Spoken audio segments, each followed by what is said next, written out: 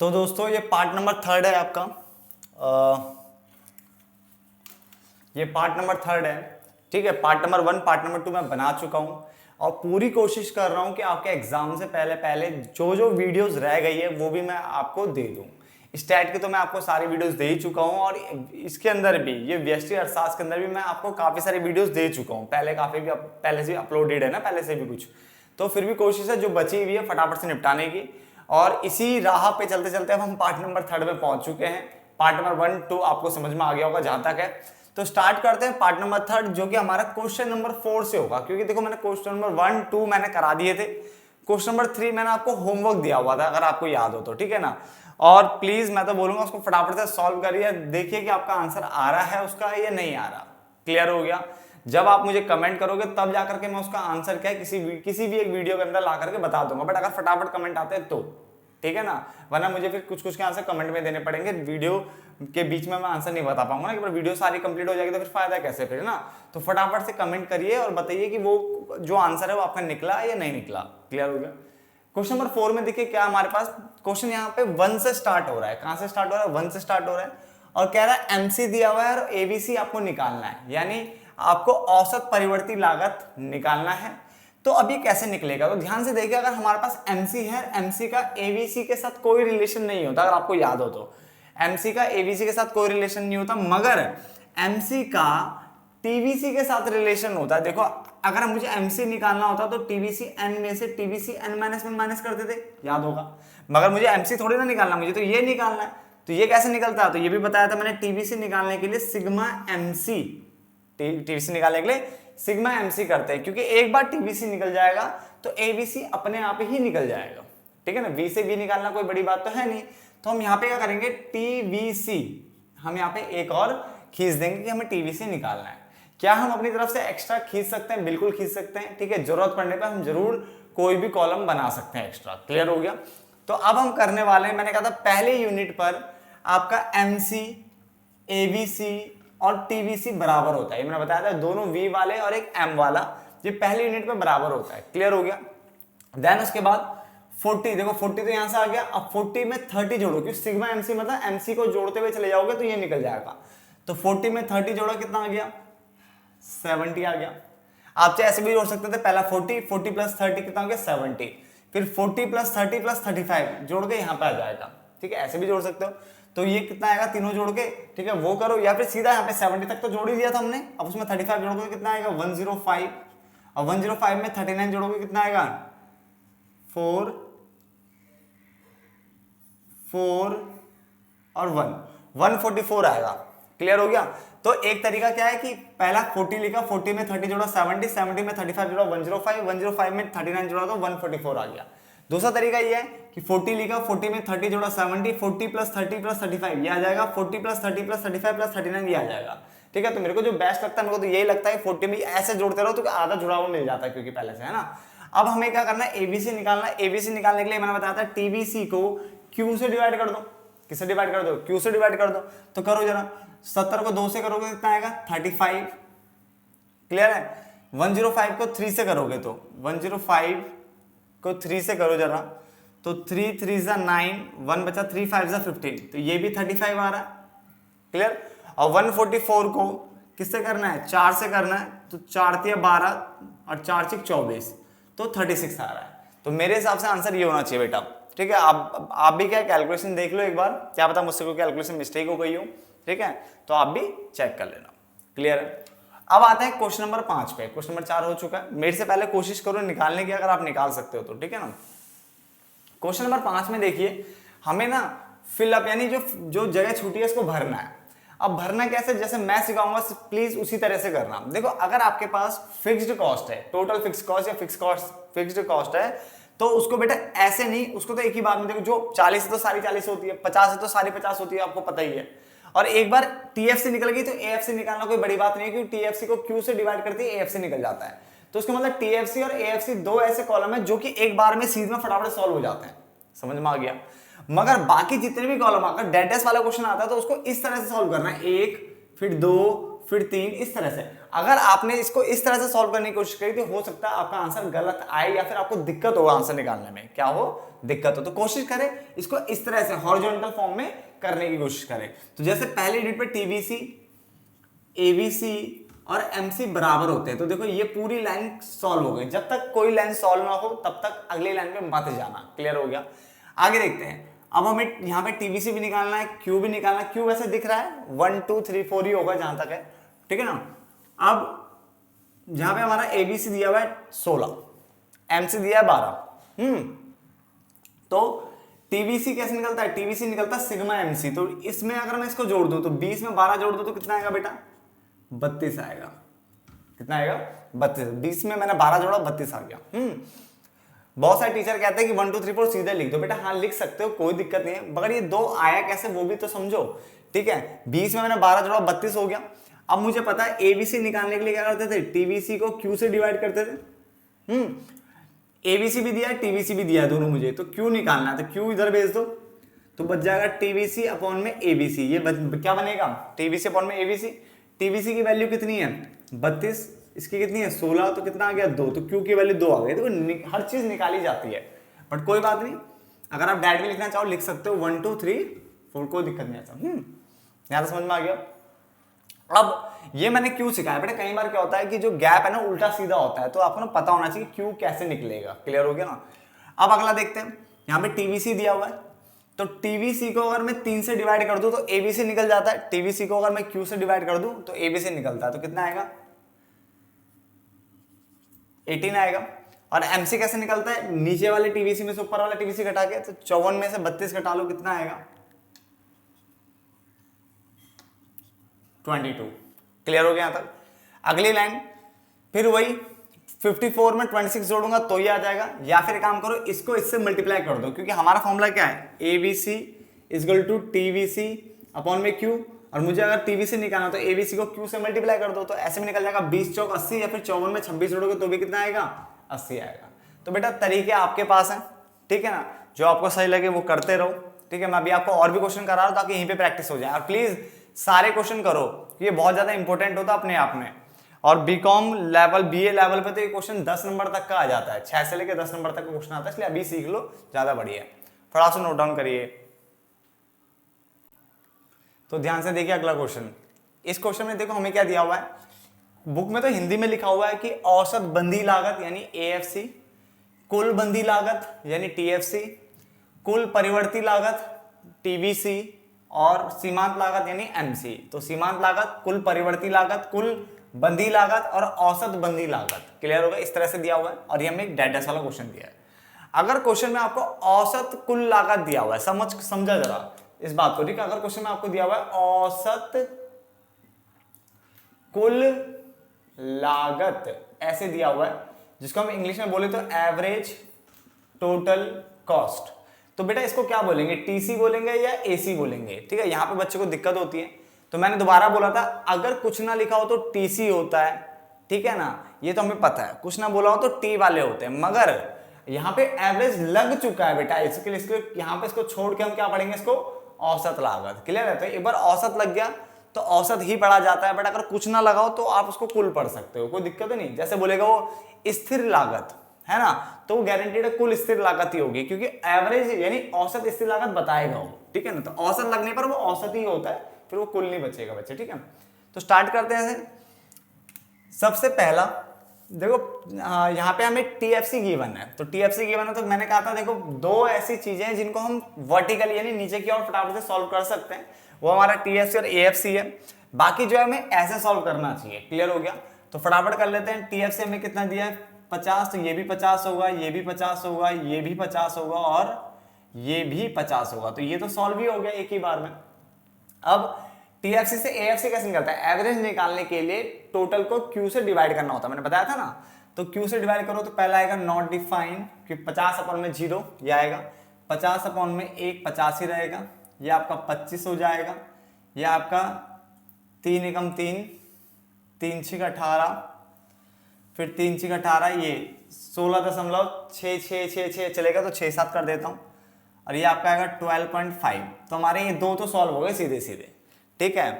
पहला हमारा जो कुल बंदी लागत आया वो 50-50-50 आ गया, और बाकी हमने सॉल्व कर लिया दूसरा भी, यहाँ तक कोई दिक्कत तो नहीं। अब करते हैं ये सॉल्व। इसको कैसे सॉल्व करना है, तो जीरो पे तो कोई दिक्कत नहीं बेटा, इसको डैश लगा सकते हो, जीरो जीरो लिख लो या डैश लगा लो, ठीक है ना। तो ये हमारा पहला तो निकल गया कि जो टीवीसी और एमसी जो है, पहले में डैश मार दिया मैंने। अब पहली यूनिट पर मैंने बताया था टीवीसी, एवीसी और एमसी बराबर होते हैं, तो ये दोनों क्या होंगे, बराबर, तो ये भी 10 है तो ये भी 10 होगा। अब ये कैसे निकलेगा बेटा, इसमें से इसको घटाओ, तो 18 में से 10 गए तो कितना आएगा 8, क्योंकि एमसी हमेशा घटा के निकलता है और टीवीसी इसको जोड़ जोड़ के निकल जाता है। अब अगले में ये दिया है तो 18 में 6 जोड़ूंगा तो कितना आएगा बेटा 24, 18 में 6 जोड़ा कितना आ गया 24। टोटल वाला जुड़ के निकलेगा, एम वाला मार्जिनल वाला हमेशा घटा के निकलेगा। अब अगला निकालना तो 20 में से 24 गए तो माइनस का 4 आएगा, कितना आएगा माइनस का 4 आएगा, ठीक है ना। तो फटाफट से नोट डाउन कर लो उसे। उसके बाद अगला 7वें क्वेश्चन की ओर चलते हैं कि 7वें क्वेश्चन में क्या करना है, ठीक है। अब इसमें देखिए हमें एबीसी दिया हुआ है, टीसी दिया है और एमसी दिया है। ध्यान से समझने वाली बात क्या है कि जो एबीसी दिया हुआ है यहाँ पे, ठीक है, और एमसी दिया है, इसके लिए मुझे बेटा एक की जरूरत पड़ेगी, वो है टीवीसी। सबसे पहले मैंने यहाँ पे क्या लिख दिया टीवीसी, क्योंकि एबीसी और एमसी के कारण मुझे यहाँ पे क्या मिलेगा, टीवीसी की बहुत ज्यादा जरूरत पड़ेगी। क्लियर हो गया। अब स्टार्ट करते हैं, ऐसे में सॉल्व करने की कोशिश करते हैं। सबसे पहले देखिए पहली यूनिट पर एबीसी, टीवीसी और एमसी दोनों वी वाले और एम वाले बराबर होते हैं, तो ये भी 20 होगा पहली यूनिट पर, एक पे, जीरो पे नहीं होता, पहले पे पूरा था, ठीक है। तो 20, तो ये भी क्या होगा 20। देखो पहला तो सॉल्व हो गया, कोई दिक्कत तो नहीं। दूसरा देखते हैं, एबीसी दिया हमें 18, ए से टी कैसे निकलता है, तो हमने बोला था, तो फॉर्मूला में पता था कि एबीसी जो होता है वो टीवीसी को क्यू एवरेज हमेशा डिवाइड करके निकलता है। तो अगर क्यू को मैं इसके पास ले जाऊं मल्टीप्लाई करने के लिए, तब जाके टीवीसी निकल सकता है। तो एबीसी को इससे मल्टीप्लाई, तो 18 2 कितना होता है 18 तो नहीं होता 36, तो ये निकल गया 36। क्लियर हो गया। अब ये 36 आ गया तो हम यहाँ पे गए, एमसी कैसे निकलेगा, घटा के निकल जाएगा, कितना आएगा 16, यहाँ तक तो कोई दिक्कत नहीं। मगर टीसी कैसे निकलेगा, टीसी निकलने का तो कोई कॉन्सेप्ट ही नहीं है यहाँ पे, ठीक है ना। तो अब हमें कुछ और भी सोचना पड़ेगा। क्या सोचेंगे, ध्यान से देखिए। हम यहाँ पे ना एक काम करते हैं, टीएफसी निकाल लेते हैं पहले। क्या निकाल लेते हैं, टीएफसी निकाल लेते हैं। टीएफसी कैसे निकलेगा, ध्यान से देखो। हमें पता है टीसी इज इक्वल टू होता है टीवीसी प्लस टीएफसी, कुछ ना कुछ तो निकल रहा होगा बेटा, ठीक है ना। टीसी हमें गिवन है पहले वाले में कितना था 60, टीवीसी कितना था पहले वाले में हमें गिवन 20, तो टीएफसी निकल जाएगा, ये वहां जाके माइनस हो जाएगा, कितना आ जाएगा 40। और एक बार 40 हो गया तो बेटा ये पूरी लाइन में 40 रहेगा हमेशा। क्या रहेगा, पूरी लाइन में क्या रहेगा 40 40 40 40 40 रहेगा। यहां तक कोई दिक्कत है तो बोलो। अब ध्यान से देखो, जब यहां तक निकल गया, ये तो सीधे भी निकल जाता है। तो अब दूसरी लाइन में मुझे टीसी चाहिए था, और टीसी होता है टीवीसी और टीएफसी को जोड़ना, तो टीवीसी और टीएफसी को जोड़ दो, कितना हो गया 76, तो ये आ गया 76। और ये हमारी दूसरी लाइन भी कवर हो गई कि हमें चलना ऐसे ही है, ठीक है। सिर्फ दो चीजों के लिए हम ऐसे चलने वाले हैं, जो है टीएफसी और एएफसी। समझ में आता है ना। चलो तीसरी देखते हैं लाइन में, एमसी दिया हुआ है, एमसी का रिलेशन होता है टीवीसी के साथ, जुड़ के निकलता है ना। तो 36 में 18 जोड़ो तो कितना आएगा 54 आएगा। यानी हमेशा टीवीसी निकालना अगर एमसी से जोड़ लो, और अगर टीवीसी से एमसी निकालना तो घटा लो। कॉन्सेप्ट है, ये निकल गया। अब चाहिए मुझे एबीसी, तो एबीसी निकलेगा वी वाला वी से, तो डिवाइड कर लो, तो 3 से कर लो, से डिवाइड कितना आएगा 18 ही आएगा। और टीसी निकालने के लिए इन दोनों को जोड़ दो, कितना आएगा 94, ठीक है। तो ये तीसरी लाइन भी कवर हो गई। चौथा देखते हैं, एबीसी दिया, एबीसी को मल्टीप्लाई कर लो क्यू से, एबीसी को क्यू से मल्टीप्लाई करें टीबीसी निकल सकता है, तो 4 दूनी 8, ये आ जाएगा 80। और इसको अगर घटा लेते हैं तो आएगा 6 और 7 में से 5 के 2, 26 आ जाएगा ये। क्लियर, ये लाइन भी कंप्लीट हो गई हमारी। देन अगली लाइन पे आते हैं, ऐसे इसको मल्टीप्लाई कर दो, इसको मल्टीप्लाई करके आएगा शायद 110, ठीक है। और इसको घटाएंगे अगर हम तो आएगा हमारा 30, और टीसी निकलेगा इन दोनों को जोड़ के यानी 150। मेरे हिसाब से तो यही आंसर, ठीक है। बाकी आप भी प्लस माइनस कैलकुलेशन करके देख लो, ठीक है। मैं जानबूझ के मार्कर अलग अलग यूज कर रहा हूं ताकि आपको अच्छे से समझ में आ सके हो क्या रहा है इस क्वेश्चनों में, ठीक है ना। फटाफट से नोट डाउन करो जरा।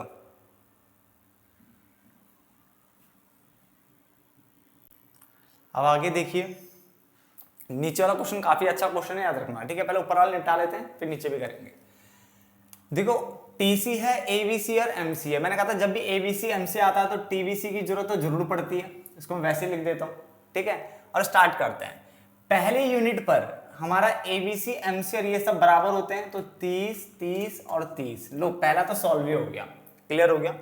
दूसरा देखते हैं, एबीसी हमें 27 दिया हुआ है, तो मैंने कहा था आपको फॉर्मूला मैंने बता रखा है कि एबीसी का जो फॉर्मूला होता है वो टीबीसी अपॉन में क्यू होता है, एवरेज जो है टोटल को डिवाइड करके निकलता है। क्लियर है, ये बार बार बोल रहा हूं मैं लाइन ताकि आपके दिमाग में घुस जाए, ठीक है ना।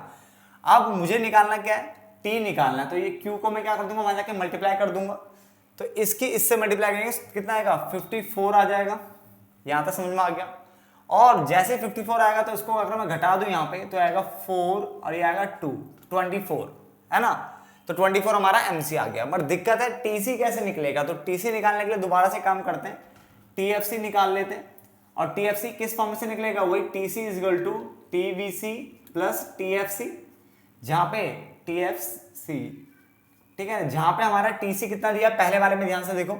क्यों पहले वाले में देख रहा हूं, देखो जो टीएफसी होता है वो कहीं भी निकाल लो, एक बार निकल गई टीएफसी तो हर जगह सेम रहती है, ये पता ना। तो पहले वाले में सारे आंकड़े मेरे पास है ही, तो मैं पहले वाला यूज कर रहा हूं। 90 मुझे मान लो ये दिया हुआ, ठीक है, टीबीसी दिया है 30, तो गारंटेड 30 में आ जाएगा, माइनस होगा तो कितना आएगा 60 आ जाएगा।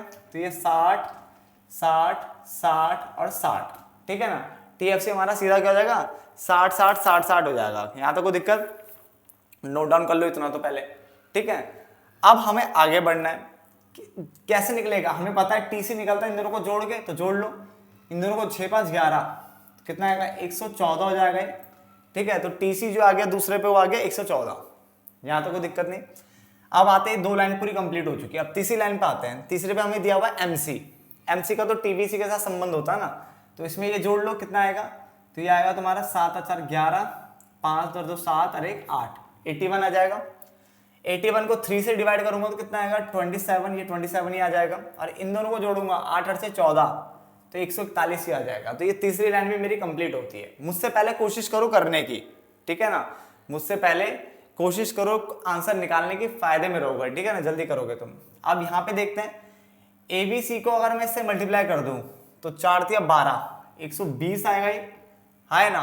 और इसको घटा दो तो कितना आएगा, 10 में से 9 और 11 में से 8 के 3, 39 आ रहा है, ठीक है। तो 120 और ये आ गया 39, यहां तक कोई दिक्कत नहीं। अब आते हैं इस वाले क्वेश्चन में, जो कि काफी अच्छा क्वेश्चन है ये वाला, ठीक है। जो मैं बता रहा था कि गैप, देखो गैप बढ़ गया, देखो यहाँ पे गैप 4 का है। अभी तक क्या हो रहा था, देखो गैप बिल्कुल सिंपल सा गैप था, यानी क्या एक एक का गैप था। तो हमारा जो एमसी का फॉर्मूला लगता था बेटा, वो लगता था टीवीसी एन में से टीवीसी एन माइनस 1 घटाना, यानी नीचे वाले टीवीसी ऊपर वाले टीवीसी घटाना, ये लगा रहे थे हम। बट अगर आपके गैप अगर अजीब से है, मतलब गैप में बहुत ज्यादा वेरिएशन है, कभी 2 का गैप, देखो ऊपर तो 1 1 का चला था, 1 से तो कोई फर्क पड़ता नहीं, 0 के बाद 1 1 का गैप है, कोई फर्क नहीं पड़ रहा। बट अगर गैप आपका 2 3 4 यानी 1 से ज्यादा गैप हो जाता है, तो फिर फॉर्मूला थोड़ा सा चेंज हो जाता है, और वो होता है टीवीसी एन में से टीवीसी एन माइनस 1 घटाने के बाद क्यू एन में से भी क्यू एन माइनस 1 घटाना, टीवीसी एन में से टीवीसी एन माइनस 1 और नीचे भी क्यू एन में से क्यू एन माइनस 1 घटाना। ये आपको कब लगाना बेटा, ये तो आपको तब लगाना है जब आपका गैप अजीब ढंग से दिया गया हो, ठीक है ना। क्या ये फॉर्मूला सिर्फ इसी चैप्टर में नहीं बचे, अगर प्रोडक्शन में भी हो सकता था ये फॉर्मूला। और ये फॉर्मूला आपका अगला जो रिवेन्यू को जो चैप्टर है, आगम संप्राप्ति वाला चैप्टर है, वहां भी ऐसा गैप आ जाता है, तो वहां भी इस तरह का फॉर्मूला लग सकता है, ठीक है ना। बस वहां पे सी की जगह आर हो जाता है, रिवेन्यू में आर लग जाता है ना संप्राप्ति वाले चैप्टर में जो है ना। और जो प्रोडक्शन वाला चैप्टर है तो उसमें पी लग जाता है, टीपी हो जाता है। तो वो पी वाले चैप्टर से पीपी लगता था, यहाँ सी कॉस्ट लग रहा है, इससे अगले वाले में आर रिवेन्यू लग जाएगा, यानी आगम या संप्राप्ति। तो ये फॉर्मूला में लगाना कैसे, ध्यान से देखो। अभी तक हमें फर्क क्यों नहीं पड़ा, क्योंकि अगर देखो मैं मान के चलो मैं 120 में से 81 घटाता तो कितना आता मेरे 39 आया था मेरा। और ऐसी क्यू एन में से क्यू, यहाँ जैसे ये घटा ऐसे ही घटाओ, 4 में से 3 गया 1, तो 39 को अगर मैं 1 से डिवाइड करूंगा तो 39 ही आएगा भाई, सीधी बात है। ऐसे ही अगर मान लो मैं यहाँ पे घटाया था, मैंने इसको घटाया था तो मेरा आया था 24, और ऐसे दूसरे में पहला वाला ये घटाओ, 2 में से गया 1, तो आंसर तो सेम ही रहेगा। इसलिए हम इसको यहाँ पे क्यू एन अपॉन में क्यू एन माइनस 1 नहीं करते थे, Q N minus Q N minus 1 इसलिए नहीं करते थे कि वहां पे 1 का आएगा गैप, और 1 से कोई फर्क नहीं पड़ता। बट अगर आपका गैप उल्टा सीधा हो रहा है तो वहां पे आपको ये लगाना पड़ेगा। तो देखो कैसे लगाने वाला हो, ध्यान से देखो। सबसे पहले टीएफसी तो मैं सीधे लिख देता हूँ 500 500, यहाँ तो कोई पंगा है नहीं। AFC भी डिवाइड करके निकल जाएगा TFC को Q से, तो पहला नॉट डिफाइन, 500 को 500 ही आएगा, 1 से डिवाइड करके 5 से करूंगा तो 100 आएगा। तो इसमें कोई पंगा नहीं, इसमें कोई पंगा नहीं, यहाँ कोई पंगा नहीं है, ठीक है ना। TBC पहले में डैश ही रहती है, 0 रहती है, उससे भी फर्क नहीं है, ठीक है। MCB 0 पे कुछ नहीं होता, यहाँ तक कोई दिक्कत। अब पहले वाले यूनिट पे TBC, ABC और MC बराबर होते हैं, तो ये 400 तो ये भी क्या होगा 400, और ABC की तो बात बोली नहीं है तो हम उसकी बात करेंगे भी नहीं बेटा, ABC की बात बोली नहीं है तो हम उसकी बात करेंगे भी नहीं, यहाँ तक कोई दिक्कत तो नहीं किसी को, ठीक है। अब हमें MC निकालना है, ये तो MC कैसे निकलेगा, नीचे वाले में से ऊपर वाला घटाना है, तो कितना आएगा 1200। बात को समझना, देखो MC कैसे निकल रहा है, नीचे से 16 में से 400 के 1200, अब तक यही करते थे, मगर अब यहाँ भी देखो ना गैप कितना करा, 5 में से एक गया कितना आएगा 4, तो 4 × 12 ये आएगा बेटा 300। सारे बच्चे, बहुत सारे जो बच्चे हैं वो 1200 लिख के आएंगे 1600 में से 400 घटा के, बट ऐसा नहीं होता। मैंने आपको बताया था जब 200-300 का ऐसे गैप आ जाता है उस टाइम QN में से QN-1 भी घटाना होता है, मतलब जो तुम यहाँ घटा रहे हो सेम क्वांटिटी से घटा करके क्वांटिटी को डिवाइड भी करो, ठीक है ना, क्वांटिटी से डिवाइड भी करो, यानी इसको जो आपने घटाया सेम यहाँ पे भी घटाओ और फिर उस क्वांटिटी से ऊपर वाले जो भी आपने निकाला था आंसर उसको डिवाइड कर दो, समझ में आ गया। तो 300 हमारा आंसर आएगा, कोई दिक्कत तो नहीं। फटाफट से नोट डाउन करो जरा इसको भी।